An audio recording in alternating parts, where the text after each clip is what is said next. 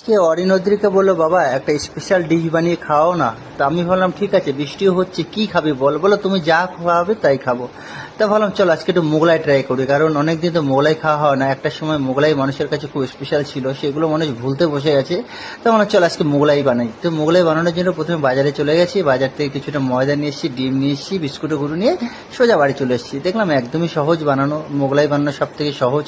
তো আমি প্রথমে একটু ময়দাটাকে ময়াম দিয়ে রেখেছিলাম, তারপরে ওটাকে আমি ওর মধ্যে মোটামুটি রুটিটা বেলে নিয়েছি। রুটি বেলার পরে আমি একটা গ্লাসের মধ্যে একটু পেঁয়াজ কুচি, একটু বিস্কুটের গুঁড়ো আর একটু নুন দিয়ে আমি ওটাকে, আর ডিম দিয়ে আমি এটাকে ফেটিয়ে নিয়েছি। তার মধ্যে যে আমি রুটিটা বেলেছি, তারপরে আমি এই মশলাটার মধ্যে দিয়ে ভালো করে আটকে দিয়ে মোটামুটি আমি ওটাকে সেকা তেলের মধ্যে ভাজবো, কারণ সেকা তেলে ভাজলে এটাকে ভালো ভাজা হয়।